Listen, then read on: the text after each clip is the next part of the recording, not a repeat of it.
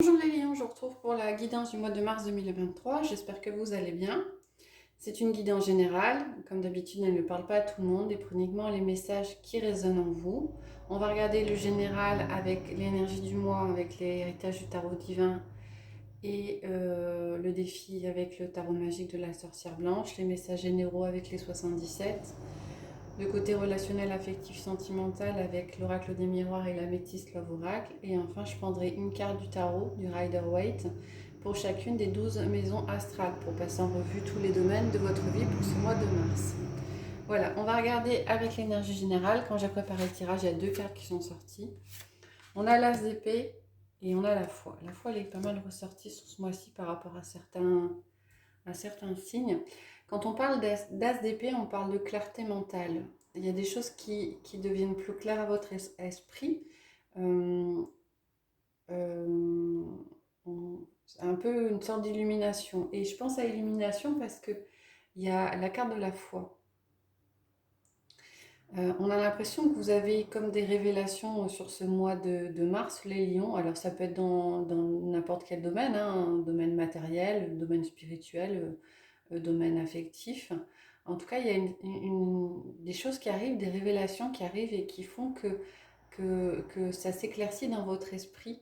Et je pense que ça va permettre d'être plus clair sur la direction que vous voudriez prendre. La carte de défi, on a la main, aide, soutien, compassion. Alors, peut-être que pour que ces révélations, ces illuminations, ces évidences apparaissent, il sera peut-être question d'oser demander de l'aide. Hein. Peut-être que vous aurez besoin d'une aide extérieure, de proches. En tout cas, on a l'aide et la compassion qui apparaissent en défi. Donc, si vous sentez le besoin de vous faire aider par quelqu'un, surtout ne vous renfermez pas sur vous-même et osez demander de l'aide autour de vous. On va regarder avec les 77 le message. On a des nouvelles. Évolution positive. Ah, vous allez pour certains recevoir des nouvelles d'une personne extérieure à vous. Donc a priori une énergie masculine, un homme, peut-être la personne qui vous intéresse. Donc des nouvelles vont occasionner un changement positif. Hein. Changement positif et constructif. En tout cas une évolution assez positive par rapport à cette personne. Alors ça peut être dans le domaine affectif sentimental comme ça peut être au niveau du travail, mais j'ai plus l'impression que c'est le premier domaine. Ok. Alors, dans une solution conflictuelle, dans une situation pardon, conflictuelle, il y a une solution qui va être trouvée. Il y avait peut-être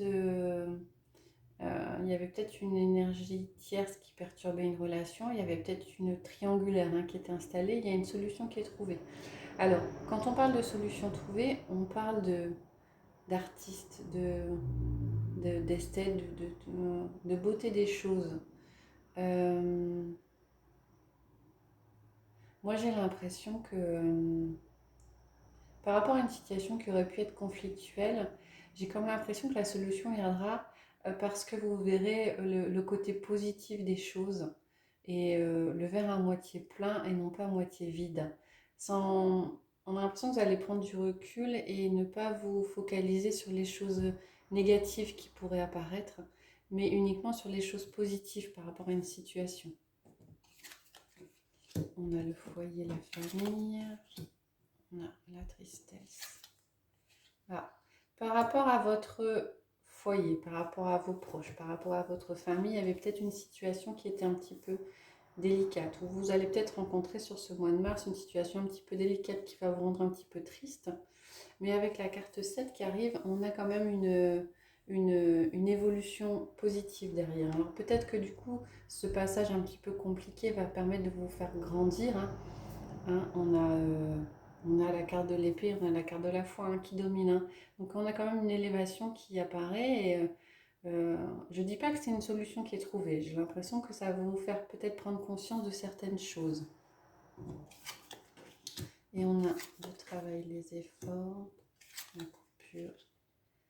Ah, alors pour certains, par rapport à quelque chose qui vous tient à cœur, hein, il y aura nécessité de couper quelque chose, de vous éloigner de quelque chose, une situation qui peut-être vous tenait à cœur et que de ce fait, ça va être compliqué.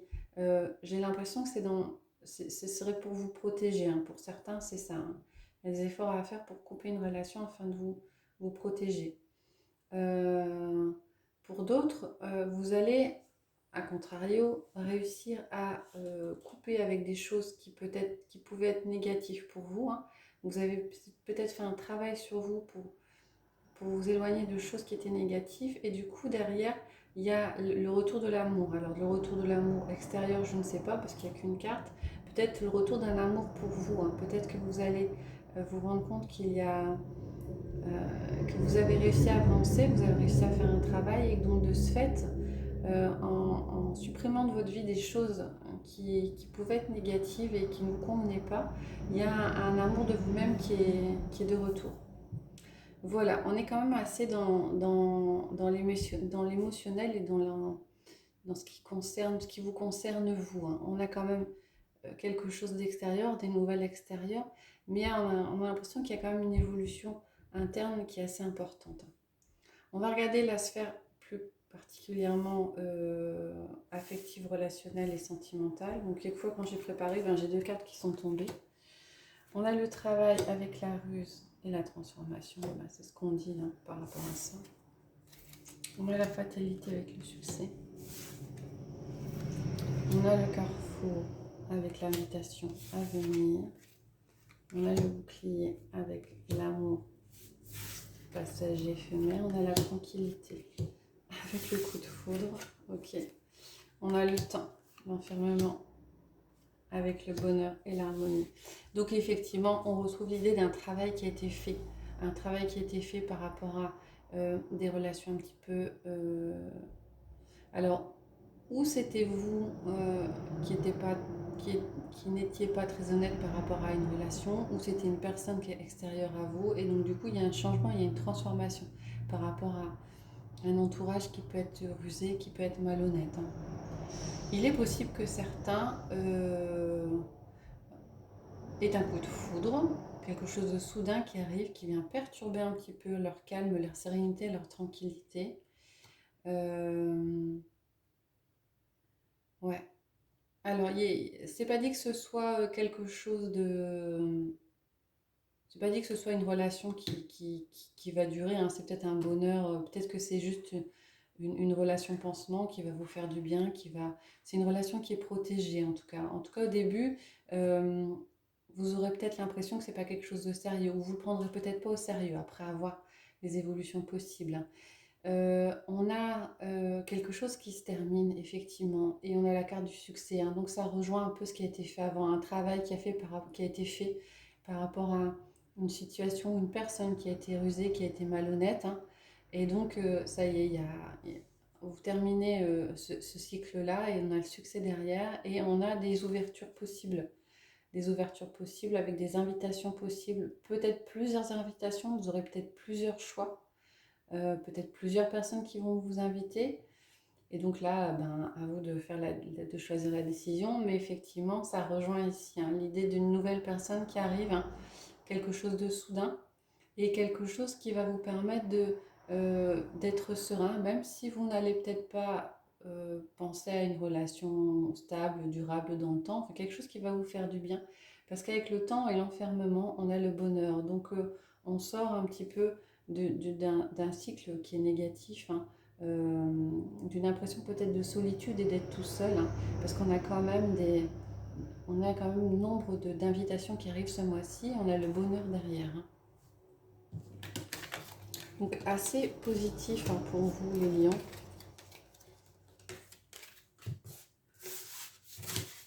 Pour ce mois de mars. On va regarder maintenant les 12 maisons astrales. Et prendre une carte du tarot pour chacune d'elles pour avoir une idée de ce qui vous accompagnera sur ce mois de mars. Donc je redis, hein, ça ne parle pas forcément à tout le monde, hein. Il y a peut-être pour certains des domaines qui parleront plus d'autres. Les messages qui vous seront adressés seront peut-être pour certaines maisons et pas pour d'autres. Voilà. Allez, on va regarder pour vous les lions. Donc la maison 1, c'est la maison de l'ego, de la personnalité, du mental, la maison de ce qui vous préoccupe sur ce mois. Et on a le pendu. Alors, j'allais le mettre à l'envers. Le pendu, c'est la carte du lâcher prise. On vous dit de prendre du recul par rapport à certaines choses, hein, de lâcher le mental et de voir peut-être les choses sous un autre angle. La maison 2, c'est la carte la maison, pardon, des finances, des biens, des acquisitions, des ressources. On a du succès. Donc financièrement, matériellement, ça roule pour vous ce mois-ci, hein. La maison 3, la maison de la communication, des échanges, des entourages, de l'entourage proche, des frères et sœurs. Ah, il y a un bouleversement, il y a quelque chose qui s'écroule. Peut-être par rapport à des proches, hein, frères et sœurs, hein, il y a peut-être un changement d'attitude, un changement de prise de position. Il y a peut-être aussi au niveau de la communication quelque chose qui change, hein. Peut-être que subitement vous décidez de communiquer différemment avec certaines personnes. La maison 4, c'est la maison du foyer, de la famille, c'est la maison aussi des fondations. On a la justice, une carte majeure, hein. Donc il y a un équilibre qui est trouvé au niveau familial ce mois-ci, hein. Voilà.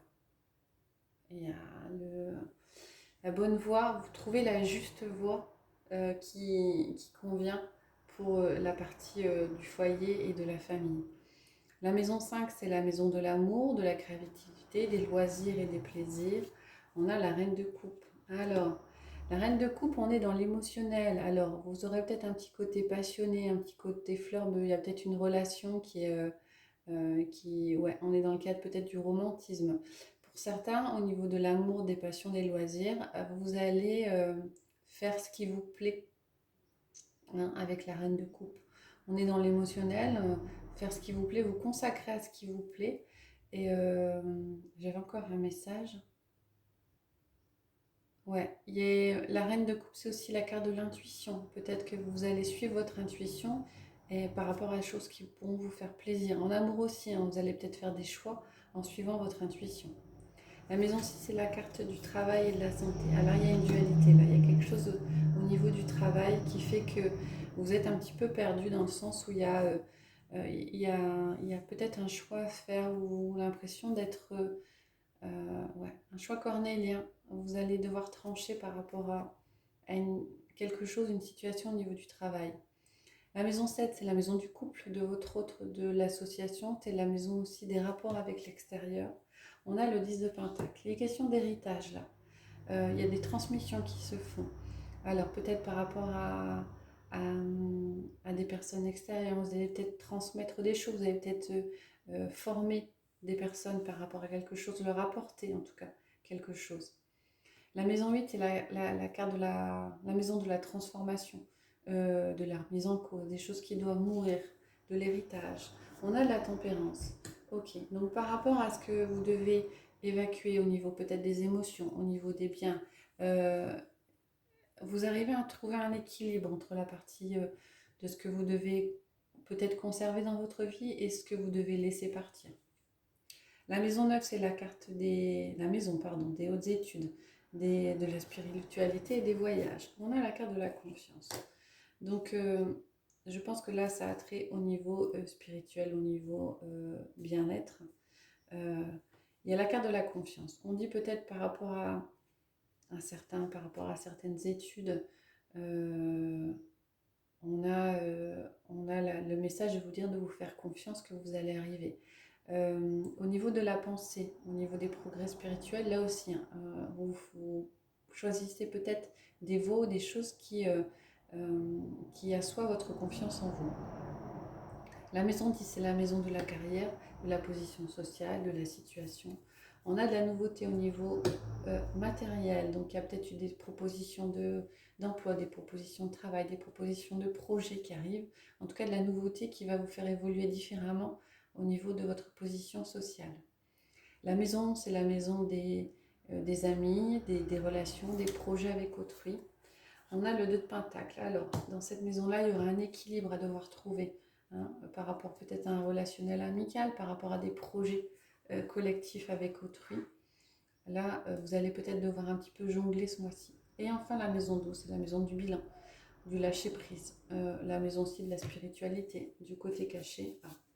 Là, on est dans le 9 d'épée. Donc vous cachez et vous ne montrez pas aux autres le fait que par moment vous ruminez un petit peu beaucoup. Et ça va être assez récurrent sur ce mois de mars.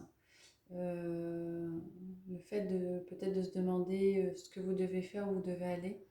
Donc il est question de lâcher prise, hein, de lâcher le mental avec le 9 d'épée. C'est pas encore tout à fait une fin de cycle, hein. La charge mentale risque d'être encore un petit peu forte ce mois-ci. Après on a le 9, après le 9 on a le 10 et on a un cycle qui se termine. Mais ce sera certainement pas, enfin probablement pas sur ce mois de mars. Voilà les lions, j'espère que ça vous a plu. Si c'est le cas, n'hésitez pas à mettre des commentaires, voire à liker. Et je vous retrouve prochainement pour de prochaines guidances. Je vous souhaite une bonne journée.